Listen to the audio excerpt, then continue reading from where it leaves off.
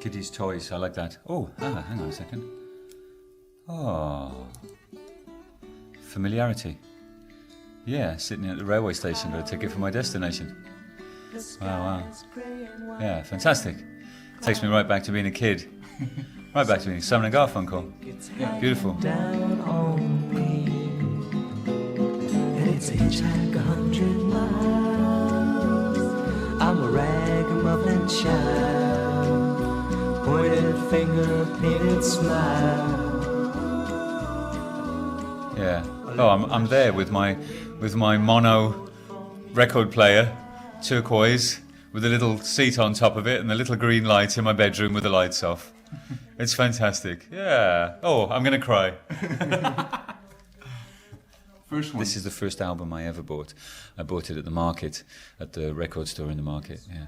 And where was that exactly? Where did you live? I live. I come from a farming community in the west of the Midlands, of kind of between the Midlands and the Welsh border. Mm-hmm. And in the local town was a market that had a record store, and it was a big record store, but it's kind of not a record store as we know it.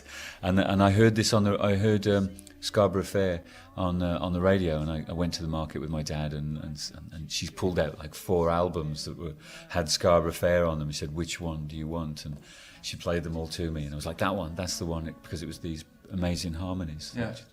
They were painting pictures that were quite bleak, actually. Yeah. And I think I must have identified with that because when I was writing songs. I started writing songs when I was about 9, 10. That was where my head was. It was kind of writing fairly sort of bleak, loner stuff. Mm-hmm. Yeah, and it's sort of interesting. You just made me think about it. That this bleak landscape that Simon and Garfunkel used to sing about, certainly in the first 2 or 3 albums, was wrapped up in this really sweet, beautiful sound. So on the surface of it, it was very something completely different. Yeah, and it's just occurred to me that's kind of what we do, really. We wrap something that's quite dark up in something that can be quite beautiful and positive and uplifting. No, I hadn't even thought about that. Hey, my gosh, we are Simon and Garfunkel. I'm the one with the big hair. Jumbo is a really good example. Something that I'm singing about something very dark, and it's a really positive, happy song that when everybody we hear it play it live, everyone smiles and just kind of bounces along together. Mm-hmm. Yeah, but a lot of our songs are like that. I bring something that's quite the opposite of what Rick is bringing with the music.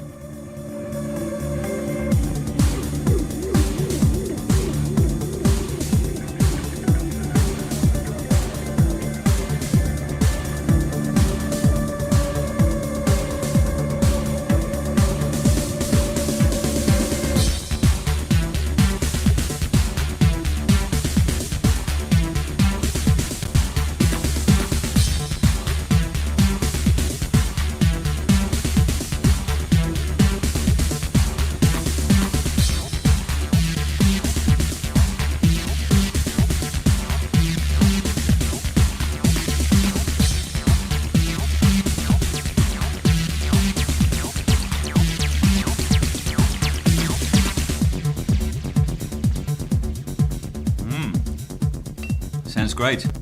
What is it? This. I have no idea what it is. It sounds great. It's Quazar. Quazar. 7 stars. Ah, okay. Welcome to the Future. We got invited to play Welcome to the Future, and my good friend Gert organises, and I'd met him before as a journalist, and we kind of knew what he did. Didn't know much about Quazar, but knew that his parties were really cool,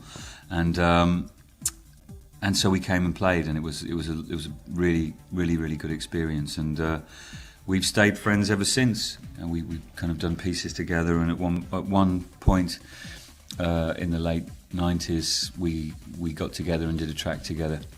I sang on a Quazar track, mm-hmm. and hung out with him, and I was with him last night, and he's just a good bloke. He's a good writer, and I like being with him. But the Welcome to the Future parties, they were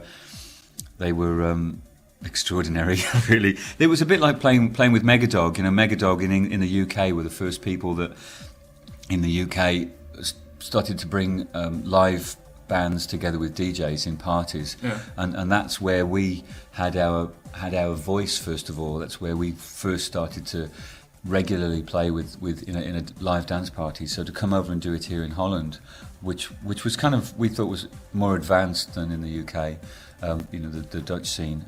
Because of the music that was made here. Because of the music that was made here, and it kind of felt like it felt like it'd been going longer, the music that we were into, and so we kind of learning from the teachers in a way, coming here and just seeing how a party was done, and I met some really interesting people and had some very interesting adventures, and but it's all behind me now.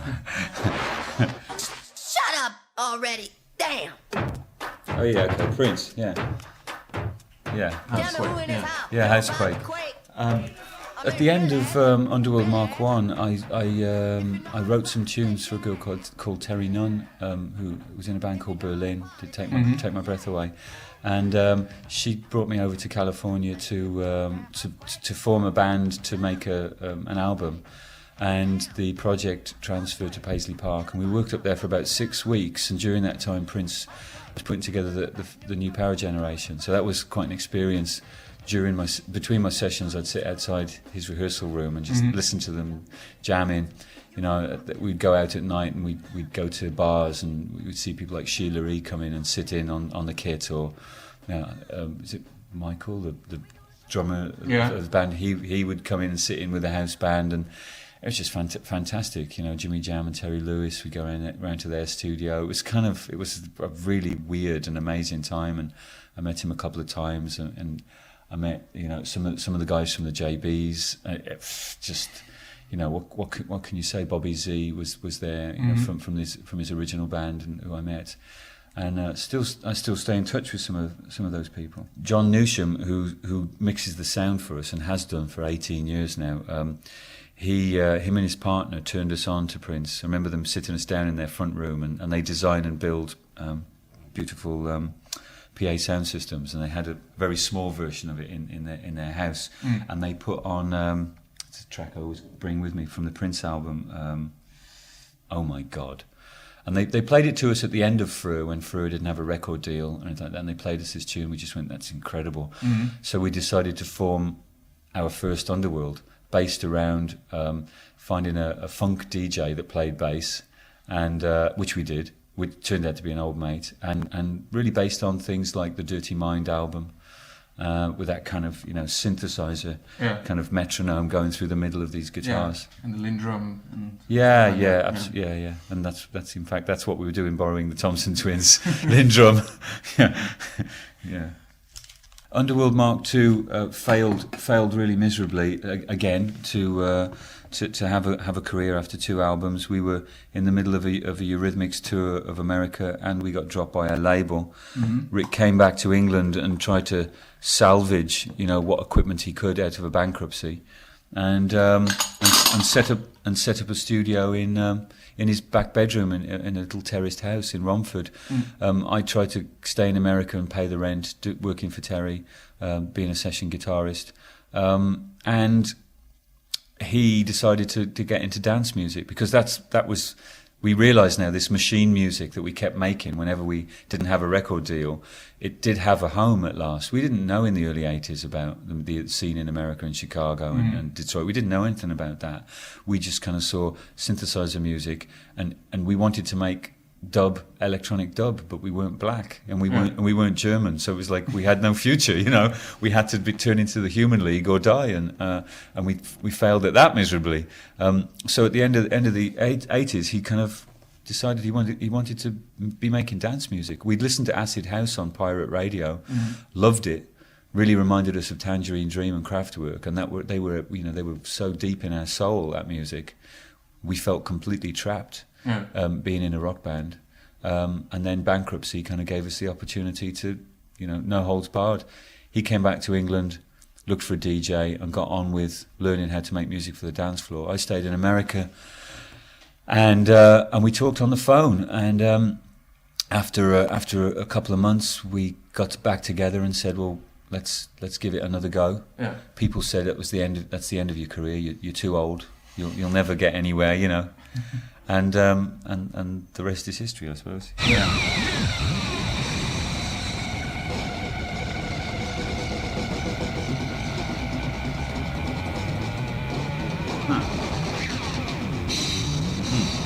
Wow.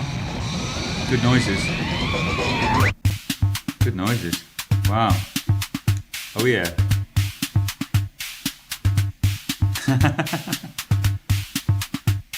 Cool. Lo-fi. Excellent. Yeah, I'm losing Sounds a my bit edge. laptopy. I'm losing my edge. Wow. Wow. Kids Who's this? are coming is, up from behind.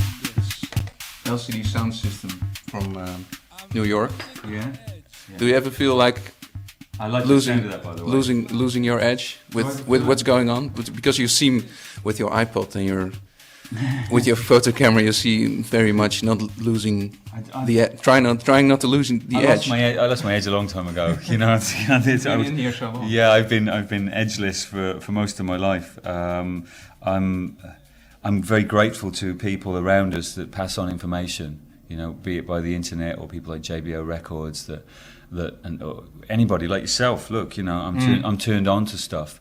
I guess the only edge that I've got these days is that I'm willing to learn, and that's the thing for Rick too. That to stay open and willing to learn, and you know, what have you got to pass on to me, and we never thought that Underworld was anything great. It just was what we did, and that people had a lot more to teach us than we've got to teach anybody else. So that when you travel around, it's really important to. Why I carry a camera and a notebook is I need to soak up as much information as possible, because tomorrow I'll be home, and it'll be a very different situation, and I'll be looking at that stuff and I'll be firing things up again. The lists of records I'll go and buy and phone people up and say, you know, what are you listening to, and turn me on to some stuff. And listening to pirate radio is still a very important thing to me, you know, getting that energy. And also, you know, as you get older, it's still really important to make contact with people who are younger and have got an attitude. It's really important, because I haven't got an axe to grind anymore, you know. And youth does. Youth has got a big axe to grind, and that's cool. And there's an energy that comes off of that, and I don't want to be young again.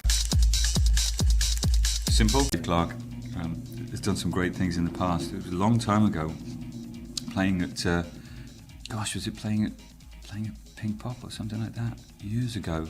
I think it was like a tent down the other end of the field, and we played with Dave there, and I've still got one of his albums, like a red album, you know, really, really good. I like the sound of that, and that actually really does sound like a piece of history. It sounds like the kind of thing that used to turn me on the dance floor.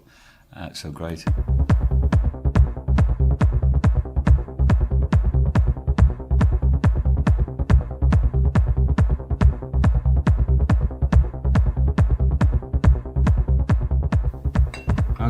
Mona. Now this is really, very interesting, Mona, because we're talking about collaborations. You may know that when we were asked to make a piece of music for the Batman movie, it was suggested that we do a collaboration with Michael Stipe from REM, and so we met with Michael. He came into Tomato, and we talked about photography and different things, and we agreed there was a mutual liking of each other's work, and so we agreed to correspond. Rick came up with this groove, and REM were kind of busy at the time, and we were trying to set it up, and I heard this groove, and I just thought I got to respond to this, and I had something really on my mind that I wanted to get off onto in the studio, and so I just launched into this tirade of getting this thing out that I wanted to say, and when it was finished, when I finished doing it, Rick said, "Wow, I think it's finished, and I think that's it." And it's one of the few tracks that he hasn't really changed anything. That's the first take from beginning to end of what came out, and so we kind of had to go back to Michael and say, "Sorry, mate."